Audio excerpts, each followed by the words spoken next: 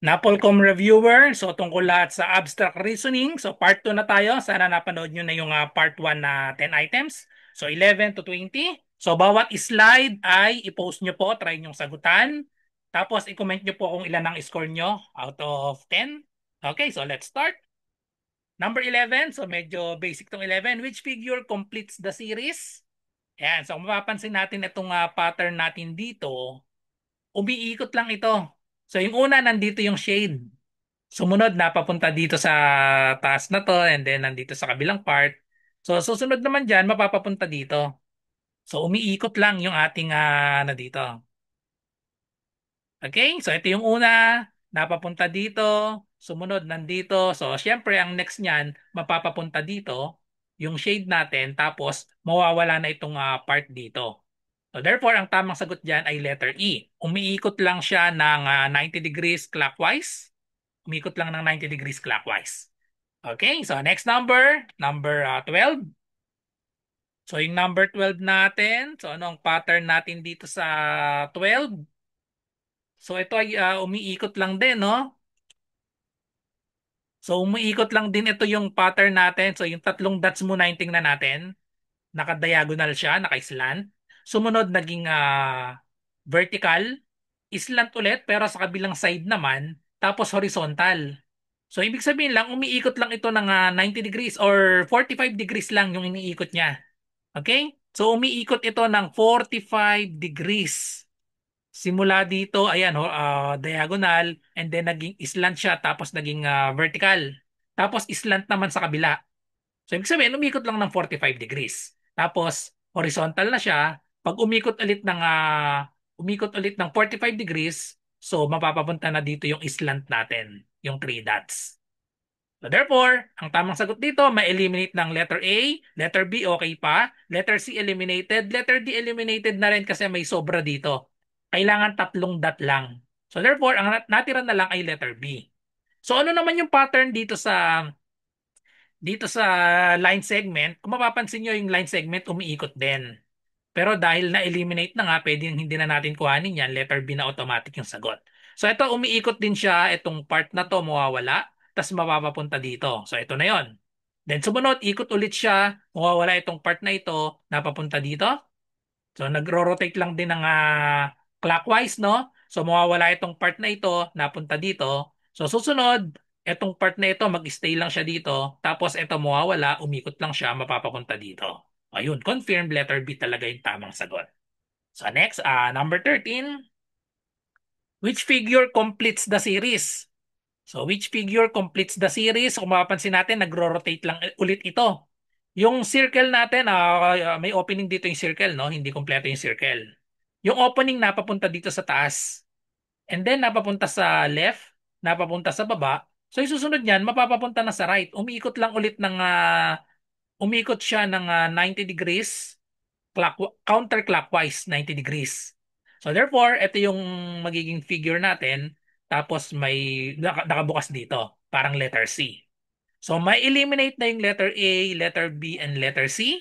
Tapos yung number of dots natin dumadami. So we have 2, naging 3, naging 4, naging 5. Susunod, 6 dapat. So bilangin natin 1, 2, 3, 4, 5, 6. So confirmed, letter D ang tamang sagot. So next, number 14. Number 14, which figure completes the series? So itong pattern naman dito kapag ganito, pwede natin kuhanin by row or pwede namang ayan, by row and then pwede rin naman by column. So depende sa inyo kung anong gusto nyo gawin dito. Pero same answer lang ito.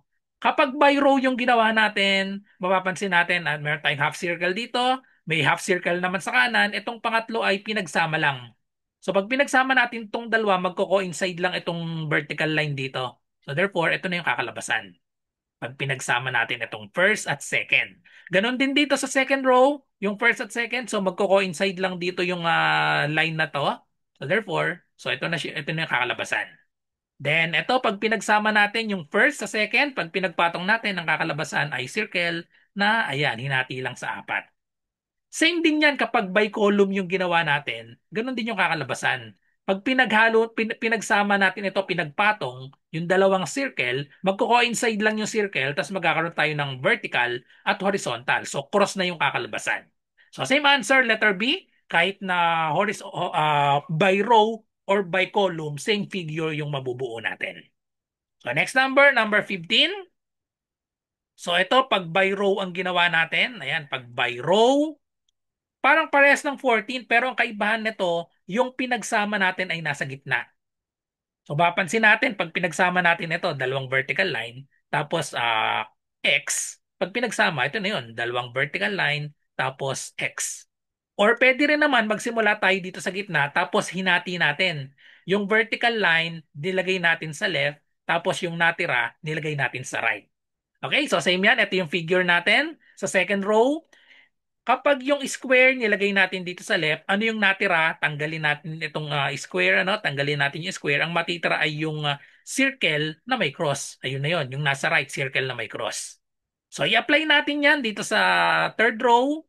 So tanggalin natin yung dalawang horizontal line. Ang matitira ay yung circle na lang. Yun ang ilalagay natin sa kanan. So therefore, letter B ang tamang sagot. So kapag pababa ang ginawa natin na pattern, same din yan kapag pababa dito. So same pa rin kapag by column ang ginawa natin, pinaghihiwalay lang natin itong nasa gitna. Okay? So yung nasa gitna pa rin pinaghiwalay natin. So yung cross nilagay natin sa taas, ang natitira naman dito sa baba ay yung circle. So next, number 16. Or bago muna yan, so meron akong mga nakatag na mga Napolcom reviewer, kung sa YouTube kayo nanonood, so ayan, may nakatag dyan. I-tick nyo lang yung screen, lalabas na yung mga nakatag na product. Puro Napolcom reviewer yan, magkakaiba ng price. Ayan. So 249, may 289 tayo dito. And then itong isa 450 kasi mas makapal ito sa Rex itong isa. So kahit alin dyan, pwede nyo pong i-purchase. Iba pa rin yung nagre-review kayo online tapos meron kayong naahawakan na reviewer talaga. Okay? So next, number 16. Which figure Which figure completes the series? So kagaya din ito ng kanina. So which figure completes the series? Pero maganda dito ang gagawin natin dito by row. Kasi pag by column, wala yung lalabas na sagot pag by column. So by row, ano yung nangyari dito? Yung triangle, tapos circle. So ganun din, pinagsama natin. Yung triangle, ipinasok natin dito. So ito na yon, pinagsama natin. And then next, yung cross, ipinasok natin dito sa square. So ito na yung kinalabasan sa third column. And then ito naman, kapag ipinasok natin dito, so ito yung kakalabasan natin para sa ating dito sa last part, may circle na naka-inscribe sa square, tapos ipasok natin ito. So ito yung kakalabasan ng ating figure, may cross sa gitna. So ano yung figure na nabuo natin? Letter D. Okay? Kapag kasi ang ginamit natin ay by column, kapag by column yung ginawa natin, ayan, pababa, hindi lalabas dito yung sagot. Kasi pag pinagsama natin itong square, ipinasok natin dito, ang kakalabasan na figure natin ay pag ganito, nawala sa choices. Kamukha nitong letter C, pero hindi sila magkaparehas kasi itong letter C meron dito. Itong figure natin wala. Or kapag naman baligtad naman, ito naman ang ipinasok natin dito. So pag ito yung pinasok natin dito sa square, parang wala ring kakalabasan, no? Circle tapos may triangle dito. So, wala pa rin sa choices. Okay, charge ko muna.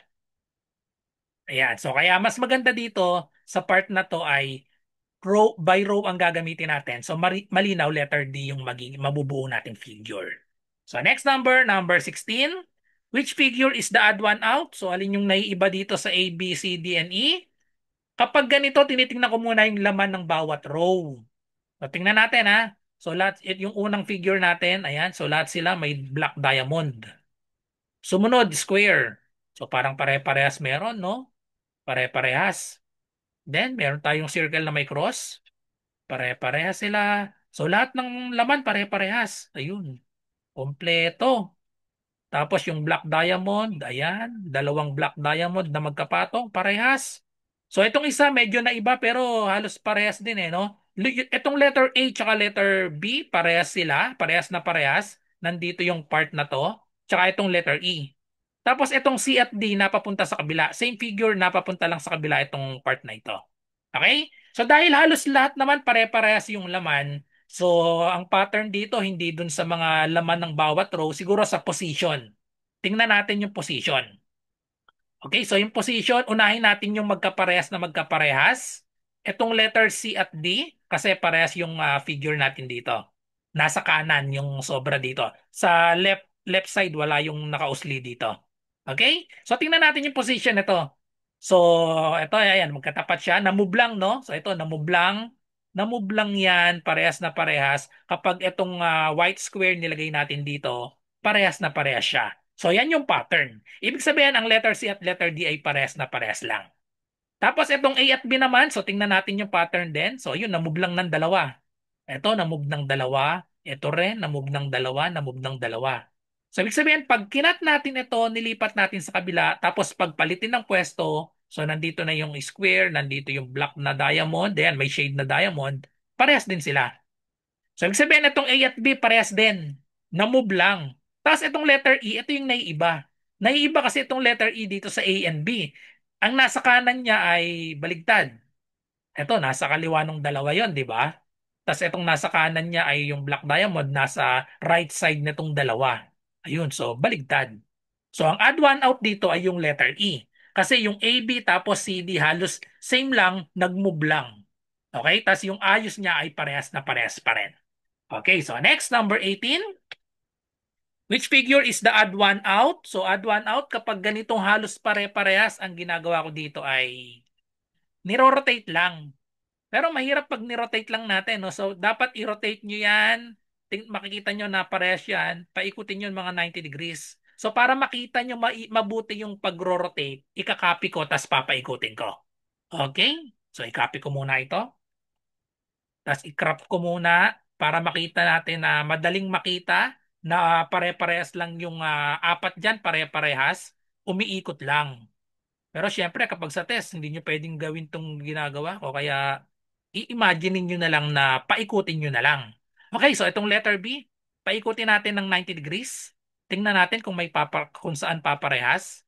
Pag inikot ng 90 degrees ay parehas na parehas siya dito sa letter D. Okay? So, ibig sabihin, ang letter B at letter D ay same lang. Okay? Try natin kung tutugma siya sa letter C. Paikutin natin. Isa pa. Rotate natin 90 degrees. Sumakto ba siya? Saktong-sakto. So, ang B, C at D ay magkakaparehas lang. So, sumunod dito naman sa letter E. Try natin kung sasakto pa rin. 90 degrees ulit. Okay. So, eksakto ba? Sakto pa rin. So therefore, ang naiiba dito ay letter A. Hindi natin magagawa itong letter A kahit anong gawin nating ikot dito dahil itapat natin dito yung square. Ito, itong kabila yun. Pag tinapat natin, pinagparehas natin itong part na ito tsaka ito, parehas sila, ang problema yung nasa gitna na letter L, baligtad. So therefore, ang naiiba dito, yung add one out dito ay letter A. Okay? Itong B, C at D ay pare-parehas lang, umikot lang. Okay? So next, number 19. So same din ito. Pinaikot lang natin ito, 90 degrees. Tingnan natin kung alin dito yung naiiba. Para madaling makita, tingnan nyo kung nasaan yung dalawang white. Kasi lahat sila may tigda dalawang white eh, no? Ayun, may dalawang white tapos yung the rest ay hati. Isang black, isang white. Okay? So tong letter E tsaka tong letter A, dalawa yung nasa baba yung dalawang white. So malamang dyan, alin dito sa letter E tsaka sa letter A yung add one out dyan. Itong A, B, C malamang ay pare-parehas yan. Itong A, B, C, D at E, no? So ba't sobra ito? So hindi ko ata nabura ito.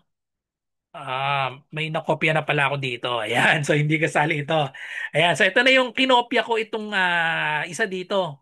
Ayan, so napasobra pala, no? Hindi ko nabura kanina. Letter A at letter E dito ay alin dyan, isa dyan yung naiiba. Yung BCD malamang ay pare-pares lang yan. Saan ko ba kinopya ito? So ito ay parehas dito sa taas to eh. Tingnan natin ha, letter B ko na kopya ito. Pinapi-paste ko na pala kanina.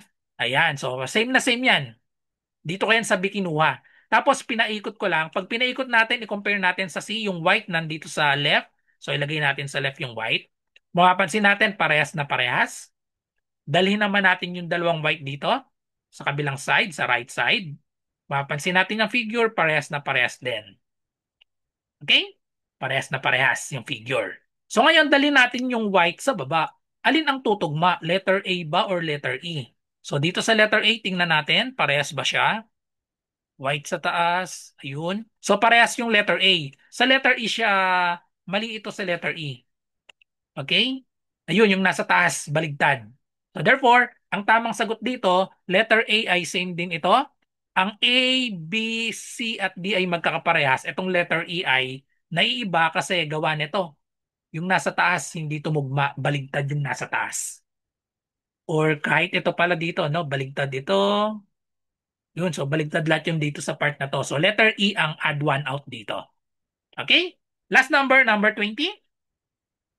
So which figure completes the series? So malamang ito ay umiikot din. So tingnan natin, paikutin natin itong by column ang gawin natin.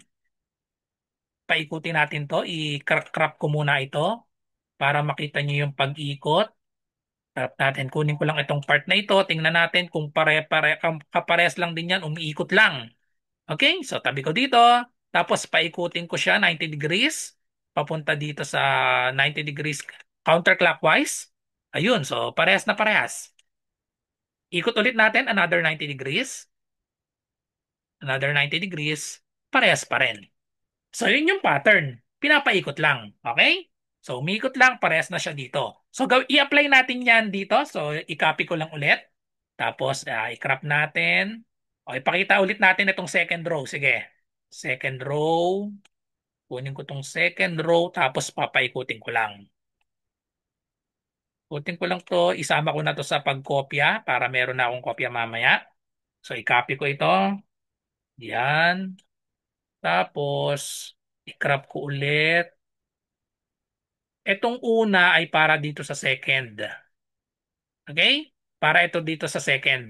Ayan. Ito siya. Pag pinaikot ko ito, tutugma na siya dito. 90 degrees natin.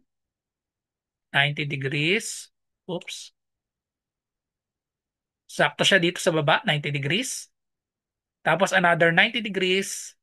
Ayun. So sakto pa rin siya. Ayun, sakto pa rin dito. Okay? So, confirm, yun nga yung pattern natin. So, therefore, ito, ikakopy ko lang ito. Ito na yon. I-crop ko itong nasa left side niya para mapakita natin. Papaikutin natin ng 90 degrees counterclockwise. Paikutin natin ito ng 90 degrees counterclockwise. Ito na siya. Pag pinaikot natin ng 90 degrees counterclockwise ay paparehas na siya dito sa baba. Then, paikutin ulit natin ng 90 degrees counterclockwise pa rin. Ito na yung kakalabasan. So ano yung tutugma dito? That is ito siya, letter B. Parehas na parehas sa letter B.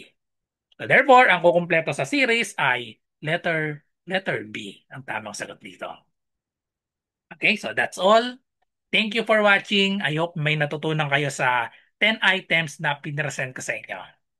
So sana i-follow nyo ako, i-like nyo to and share para marami pang matuto sa video na ito. So good luck sa lahat ng nagre-review. Bye-bye and God bless.